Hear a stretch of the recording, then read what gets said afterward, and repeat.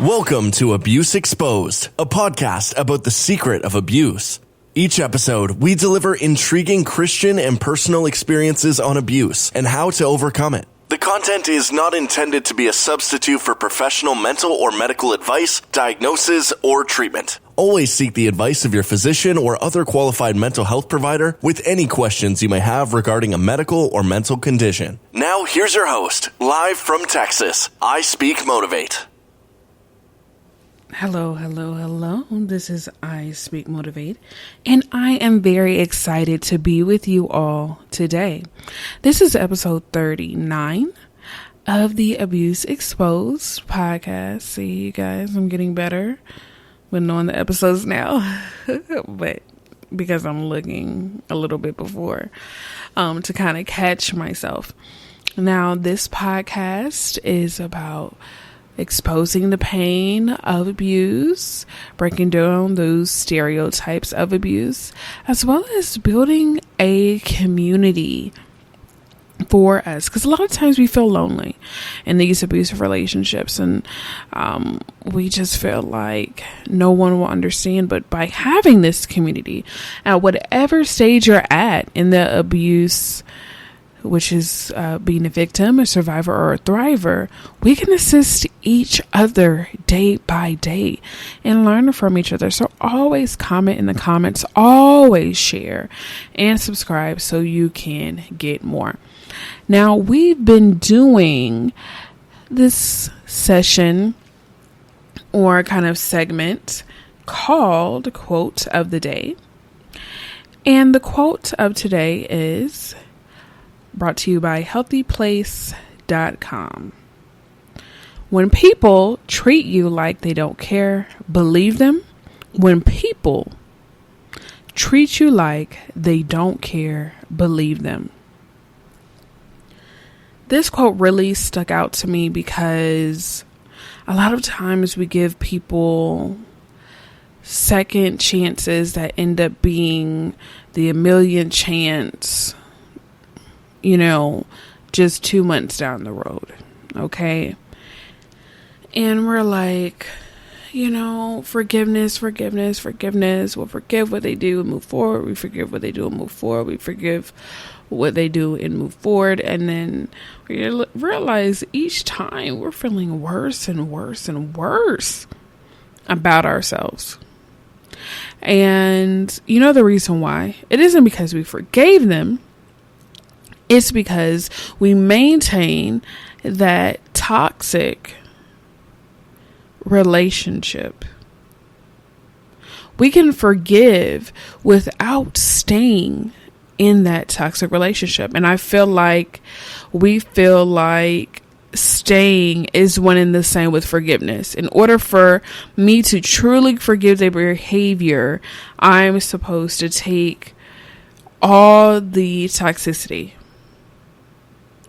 That's what I'm supposed to do. I'm supposed to maintain this relationship in order for me to truly forgive this person.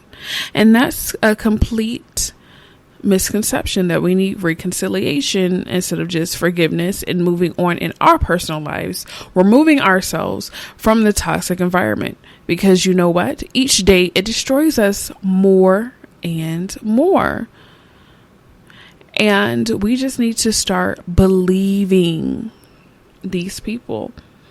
And, they say actions speak louder than words. And that is absolutely correct, because the abuser tries to hold you hostage by the word forgiveness.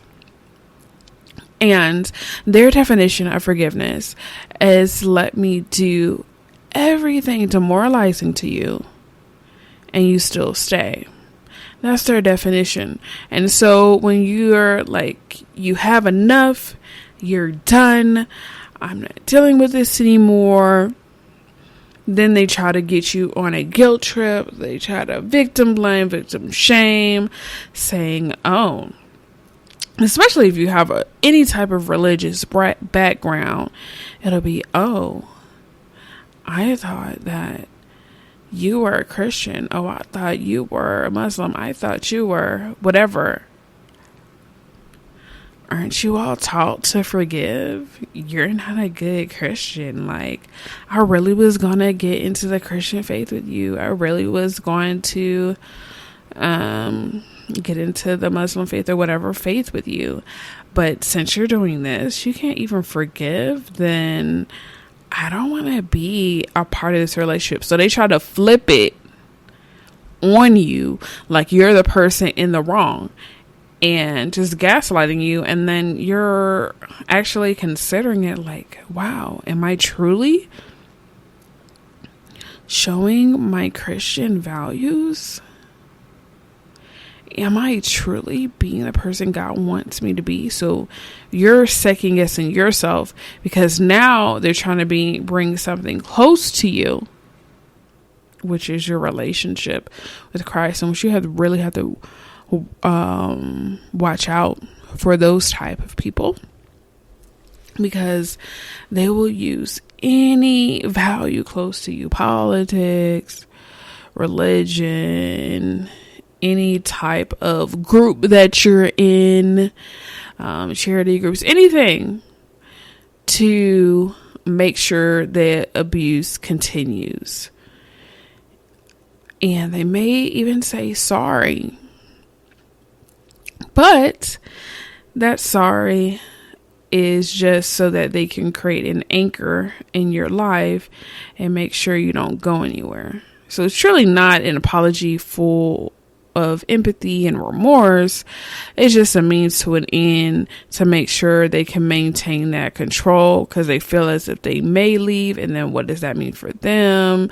They have to look for new supply, narcissistic supply, and that's a whole big thing. And they're like, look, I'd rather just love bomb them or act like I'm sad or act like, I have regret for this action. I'll let this go a little bit. But what ends up happening is they're going to make you pay for even the thought of leaving them. So when you're thinking about leaving, leave. Because actions speak better than words. So leave them before it gets worse, because when you say, oh, I'm leaving you, I can't take this anymore, this and other, you keep on doing this and this to me, they'll cry, because oh my gosh, so many narcissists in my life did this little fake cry thing, waterworks and all. Okay, it's like, you can get an Oscar for real, like you're up there, all right. And so they start crying, and then you being an empathetic person, you dive into that, and it's like, you know what? We both can grow and be together and all of that. But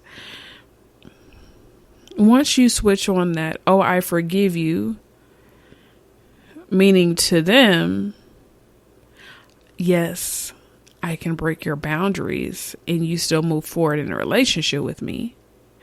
They turn back to the person they are and increase that level of intensity of abuse. Because guess what? Previously, you had the nerve to even think about leaving me. So guess what? Let the destruction begin. So that's why it's so important to believe the abuser's actions, not words. The abuser's actions, because a lot of times we do make excuses for them, and I've been guilty of that, of making excuses for their behavior. Like, oh, maybe they're having a bad day.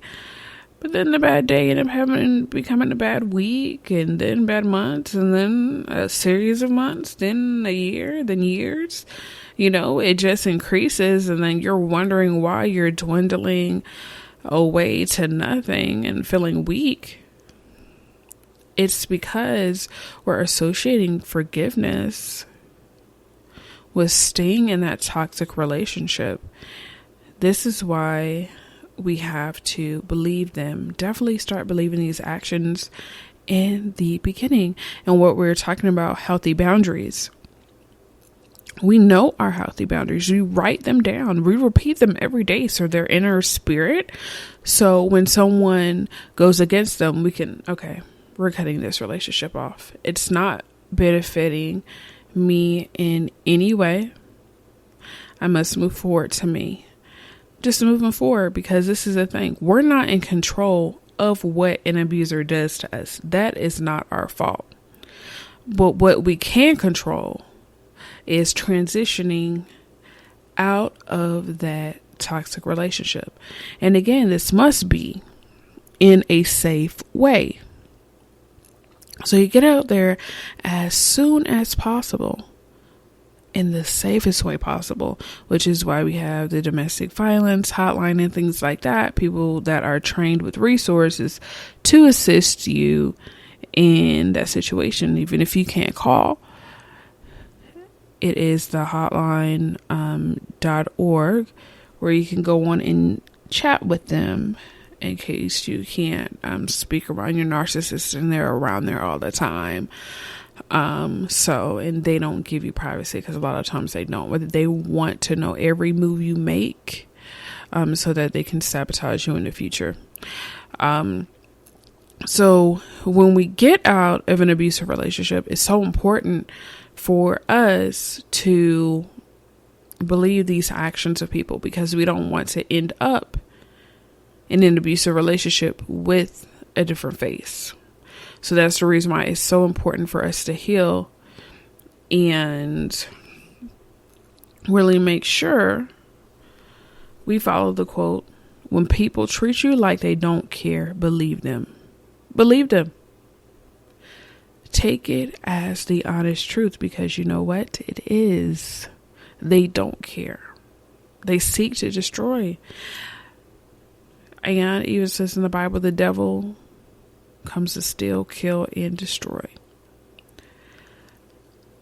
So just move forward in these new relationships with believing that person's actions and not words. And I feel like that will assist us a lot.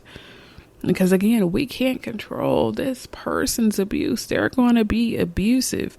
But what we can control is whenever we enter a new relationship, we're starting dating or even having new friendships after in an abusive relationship, to decrease the likelihood of becoming in one again, what we will do is really focus on actions. It's like, just ignore everything else they say and look and observe their actions. Now, I'm not saying people don't make mistakes. However, we're not going to handicap them and enable them into their bad behavior, because that's what they want you to do. And they want you to enable them so that they can destroy you, which is a very sick situation. And so I just want to say, you all are the best. And go forward with action. I am so proud of you all during your process, wherever you are in it. You have a wonderful day.